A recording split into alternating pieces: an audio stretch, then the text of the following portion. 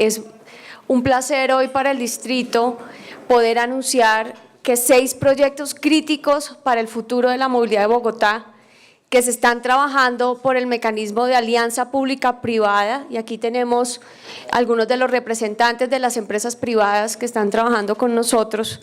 pasan a etapa de factibilidad y se definen ya tiempos específicos para que esos proyectos terminen una licitación pública. Los 6 proyectos que estamos anunciando hoy, que pasan a esta etapa de factibilidad como fruto de un trabajo de más de año y medio de estructuración con los diferentes actores privados, y que en la etapa de factibilidad, para explicar, se consolida ya los detalles del proyecto que permitirán abrir una licitación pública. Son 3 por parte del IDU, que es la reestructuración de la Autonorte, de la autopista norte, y vamos a presentar cada uno de estos proyectos en detalle con el director del IDU y el gerente de Transmilenio. La vía Subacota, que es una vía que es muy necesaria, sobre todo por el tema de inundaciones, y el tramo sur de la avenida longitudinal de Occidente, que también pasa a factibilidad. Y por parte de Transmilenio, se consolida la red de metro ligero, que incluye el tren tram del corredor occidente, el tren tram del corredor sur y el tranvía por la carrera séptima. Yo los dejo con el director del IDU y el gerente de Transmilenio, quienes irán explicando los alcances de estos proyectos para la ciudad, pero quiero ratificar un mensaje muy importante, y es el gran esfuerzo que la Administración de Bogotá Humana ha realizado para traerle una visión multimodal al transporte de Bogotá y realmente empezar a crear esos proyectos que van a generar una movilidad más humana, ambientalmente sostenible y sobre todo con varios modos de transporte que nos permitan ser menos vulnerables a un solo modo de transporte como es el bus, del que dependen hoy más de 5 millones de bogotanos que utilizan el transporte público de Bogotá todos los días. Y de ahí la trascendencia para la ciudad, específicamente en estos momentos con los eventos de esta semana, de poder decir que hemos pasado estos proyectos a etapa de factibilidad, además APPs o alianzas público-privadas pioneras en el país de utilizar esta metodología. Los dejo entonces con el gerente de Transmilenio y luego el director del IDU. También están aquí los representantes de las empresas con los que estamos trabajando, a los que se referirán también el gerente y los directores, para que ustedes, la prensa y la ciudadanía, entiendan y empecemos a visualizar el futuro próximo de la movilidad de Bogotá. Efectivamente, en este momento tenemos en estado de factibilidad 3 proyectos de metro ligero que han sido valorados por Transmilenio. 2 de ellos, que es el metro ligero sobre el corredor de Occidente y el otro hacia el sur, son proyectos que están valorados y viene un acompañamiento entre la Nación a través de la ANI, la Gobernación de Cundinamarca y por supuesto Transmilenio. Ese proyecto, el del corredor de Occidente, que parte de la estación de La Sabana hacia Facatativá, el cual cuenta con 43 kilómetros y 17 estaciones. El otro corredor es el corredor del sur, que también parte de la estación de La Sabana hacia Soacha con 18.18 kilómetros y 18 estaciones. Este proyecto tiene un costo de 1.5 billones de pesos, por cuenta obviamente en su inmensa mayoría de los originadores. ¿Quiénes son los originadores de estos 2 proyectos? Está fundamentalmente Torres Cámara, Boslow, que es el proveedor de material rodante, y efectivamente ya estamos en etapa de factibilidad. Se debe culminar esa etapa de factibilidad en el mes de mayo, y si pasa la factibilidad, por supuesto abriremos el proceso licitatorio pertinente con el propósito, antes de que finalice el año, estar adjudicando esos 2 corredores de metro ligero. El otro corredor es el corredor de la carrera séptima, donde tenemos como originadores a un consorcio donde está Alstom y Lavalin, Alstom francés, Lavalin canadiense. Aquí nos acompaña el doctor Sebastián de Lavalín, y fundamentalmente ese es un corredor que se pretende operar desde el sur de la ciudad, desde el 20 de julio hasta la 193 con novena, y se va a desarrollar en 2 etapas. Una primera etapa, la cual arranca desde la estación de La Sabana, subiendo por la calle 19, coge el corredor de la carrera séptima hacia el norte, nos bajamos por la 116, nos conectamos al corredor férreo hasta la 193. La primera etapa va desde la estación de La Sabana hasta la 100 con séptima, y la segunda etapa, la segunda fase, va desde la 100 hasta la 193. Y hay una tercera fase que es conectar los casi 7 kilómetros de la calle 19 hacia el 20 de julio. Este es un proyecto que cuesta 1.3 billones de pesos, está ya en etapa, ya se dio el banderazo de la factibilidad, tienen los originadores 12 meses para profundizar en los estudios tanto de económicos, financieros y medioambientales, y esos son los 3 proyectos que ya está manejando Transmilenio. Aspiramos dejar a finales de este año, insisto, los 2 corredores que estamos trabajando con la Gobernación de Cundinamarca y el Gobierno Nacional a través de la ANI. De manera conjunta con Transmilenio y también con el sector de movilidad y obviamente con Planeación y Hacienda, hemos venido trabajando desde el 2012 en la evaluación de diferentes APPs en el componente vial en la ciudad. 3 de ellas están pasando desde hace 2 semanas prácticamente a etapa de factibilidad. La primera de ellas es justamente la avenida longitudinal de Occidente. Los originadores de esta APP son las firmas Pavimentos Colombia, Concay, ICEIN y Mario Alberto Huertas Cotes. Básicamente estamos hablando de un corredor de 20 kilómetros en la avenida longitudinal de Occidente, desde la calle 13 hasta el puente de Balsillas, y un tramo de rehabilitación y posible ampliación sobre la calle 13. Este proyecto obviamente está enmarcado dentro del plan de desarrollo, hace parte de un corredor importante que permite una alternativa de movilidad para usuarios viniendo desde el sur de la ciudad, que hoy en día tienen posibilidades por Autopista Sur o por la calle 13, y que encontrarían en la avenida longitudinal de Occidente una posibilidad de conexión directa con las zonas de logística que están ubicadas justamente sobre todo el corredor de la calle 13. El proyecto involucra, además de la intervención de la infraestructura vial por etapas, el componente de espacios públicos, transporte no motorizado, andenes y la solución de intersecciones en gradualidad a la altura de la calle 13. En la medida que la demanda de tráfico vaya sugiriendo ampliaciones de la capacidad inicial que estaba sugerida con una calzada bidireccional, se podrá migrar, digamos, a una capacidad mayor, dependiendo de la forma como el tráfico nos vaya demandando esa infraestructura. Eso hará parte, obviamente, de la fase de factibilidad que esperamos desarrollar en los próximos 9 meses. Estos corredores, digamos que en función de la complejidad técnica que tengan para su diseño definitivo, su diseño de factibilidad, pues tendrán obviamente o tienen un acompañamiento de todas las entidades del distrito. En el sector norte, de parte de los originadores de la LO nos acompaña el doctor Andrés Rojas y el ingeniero Luis Eduardo Acosta, que son, digamos, representantes legal y técnico de las firmas que presentaron en su momento la propuesta. En el sector norte tenemos también hacia la parte occidental la avenida La Conejera, o Vía Expresa La Conejera, como se denominó en su momento la propuesta de APP. Fue presentada por SAEN Ingenieros y Pavimentos Colombia, y tiene como finalidad justamente el diseño definitivo y la prolongación de la calle 170 hasta la ciudad de Cota, el municipio de Cota. Allí tenemos una intervención que tiene que ver con una modificación del trazado original, porque estamos justamente en la zona de Ronda del Río Bogotá. Inicialmente una calzada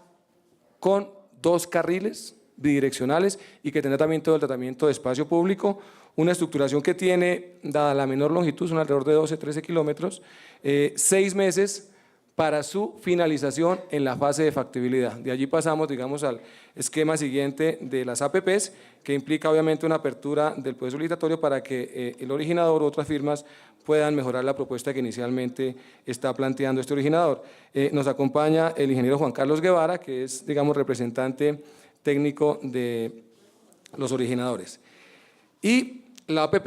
en el norte más importante que en este momento estamos pasando a factibilidad tiene que ver con un componente que se incluyó en plan de desarrollo sobre la autopista norte y la Caracas. En su momento la administración planteó la posibilidad de que se pudiera hacer con recursos propios, digamos que se consideró por parte del Consejo y en una discusión amplia que habían otros mecanismos y efectivamente las APPs son un esquema factible para ellos y SAIN Ingenieros Constructores nos presentó una propuesta que inicialmente involucraba algunos corredores que fuimos paulatinamente modificando para dejar una APP que incluye la autopista norte desde la calle 245 hasta Los Héroes, la Caracas desde Los Héroes hasta la calle 26 y la carrera séptima desde la 245 hasta la calle 182, para configurar la sección transversal completa que tiene la autopista norte y hacer una intervención integral del corredor de la autopista norte y de la avenida Caracas, que incluye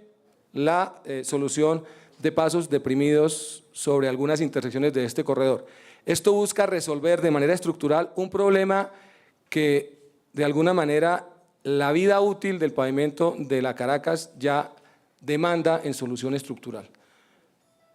El éxito que ha tenido el sistema y el creciente aumento de usuarios ha implicado un mayor número de buses operando sobre la Caracas y la autopista norte. Y eso agotó de manera anticipada la vida útil de ese pavimento. Frente a eso, las soluciones que hemos hecho de rehabilitación y de mantenimiento nos permiten paliar de manera temporal la movilidad, pero el corredor sigue teniendo un alto grado de deterioro. Estas APPs nos permiten encontrar una solución técnica que tiene un horizonte de factibilidad para 12 meses, dada la complejidad de estos tres corredores, y que nos va a permitir en un año tener completamente cerrados diseños en factibilidad y abrir, digamos, el esquema para que tengamos diseños definitivos y obras sobre este corredor que estaba incluido dentro del plan de desarrollo con una posibilidad de intervención de APPs. En la medida que vayamos teniendo avances, obviamente, sobre estos esquemas, precisaremos los temas de cifras. En esto preferimos, de alguna manera, guardar el tema de confidencialidad, porque la diferencia entre factibilidad y diseños definitivos puede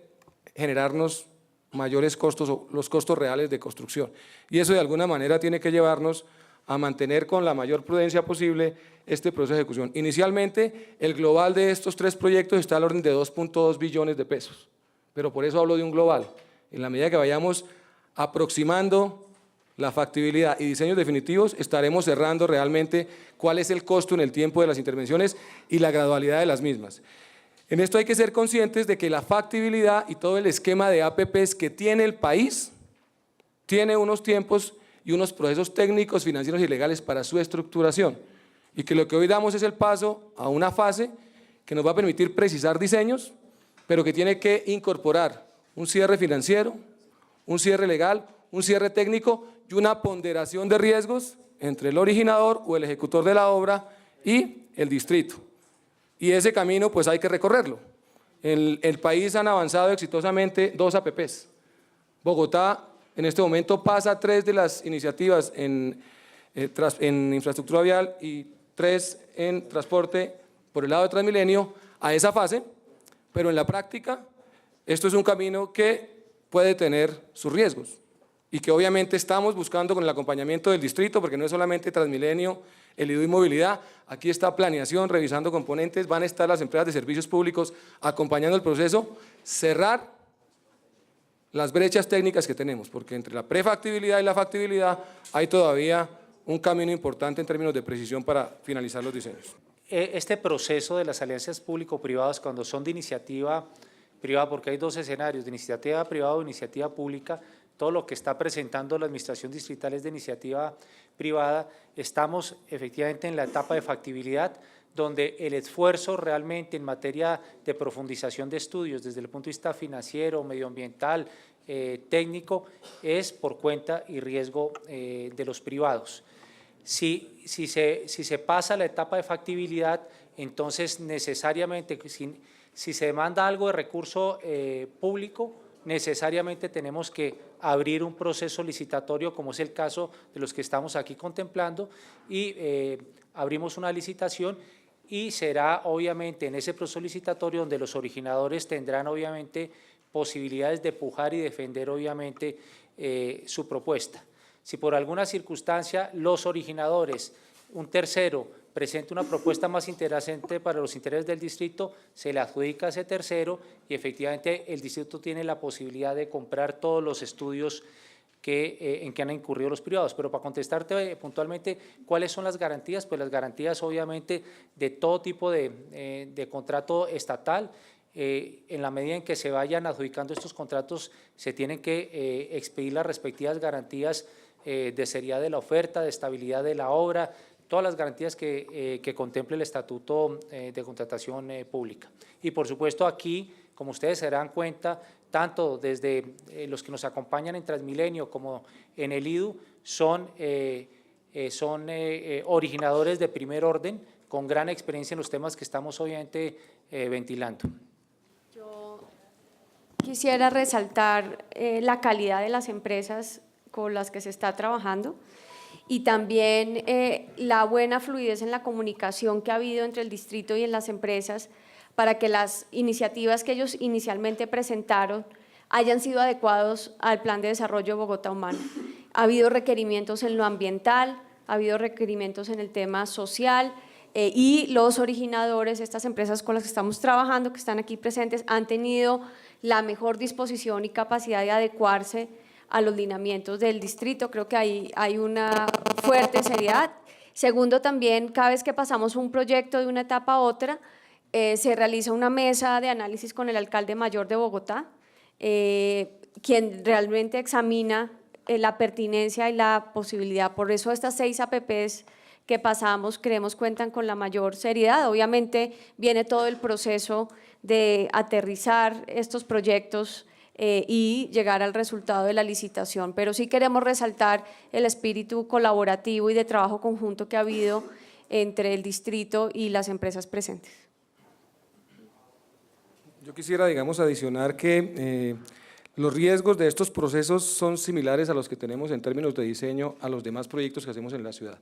Intervenir ciudad construida tiene implicaciones en términos de preexistencia de redes, y ese es parte, digamos, de los problemas que no son solamente comunes a Bogotá.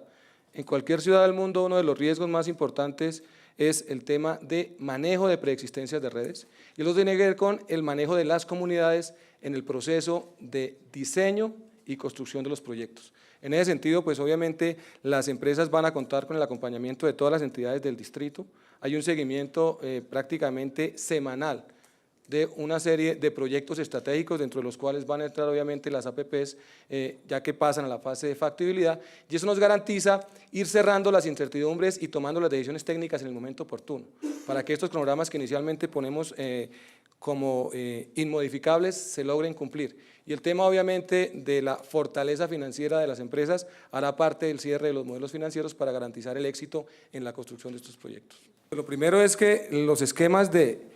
financiación tienen que tener unas certezas en cuanto al ingreso con el que se pagan estas obras. Y obviamente uno de los mecanismos a los que se recurre es justamente el pago por el uso y el uso de unas infraestructuras con un determinado nivel de servicio. Eso hace parte del modelo del cierre financiero que tiene diferentes posibilidades. Yo puedo gradar para tener un determinado valor de peaje un menor número de obras, o puedo jugar con un mayor tiempo y con un valor de peaje más bajo. Eso es parte de lo que el modelo nos va a permitir cerrar, y obviamente eso tiene un tránsito que tiene que ir inclusive hasta la Nación para viabilizar el tema en el proceso de factibilidad. En cuanto a la precisión y el detalle del número de deprimidos, pues eso es parte, digamos, del proceso de diseño. Oportunamente estaremos informando cuáles van a ser, porque de una u otra manera el componente no es solamente infraestructura, también hay un tema asociado a gestión de tráfico. Y eso es parte de lo que la precisión de los diseños nos permitirá a nosotros ajustar. Y pasan efectivamente esa fase de factibilidad. Son, como lo referí inicialmente, 6 meses para la Conejera, 9 meses para el tramo de la LO y 12 meses para el paquete de proyectos de la autopista norte. ¿Pero dónde están los deprimidos? Exactamente, es parte de lo que financia esa infraestructura, ¿sí? No hay, digamos, un mecanismo diferente. La ciudad tiene mecanismos para construcción de obras, valorización, transferencias ordinarias que ya se agotan, cupo, que ya lo tenemos también comprometido, y el otro esquema es a través de peaje. La ALO ya tuvo en su momento una viabilidad de acuerdo 13 para incorporar el peaje como mecanismo para su financiación, y en Autopista Norte y Conejera, ese es también el mecanismo. Si queremos obras que nos permitan mejorar la calidad del servicio, tenemos que pagar un costo por ellos, y eso es realmente la forma como las ciudades hoy en día están financiando la infraestructura que necesitan las ciudades.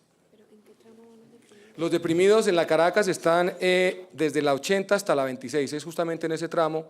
calles como la 53, la 45, la 63, hacen parte, digamos, de los escenarios de diseño que tenemos nosotros que integrar en la solución definitiva.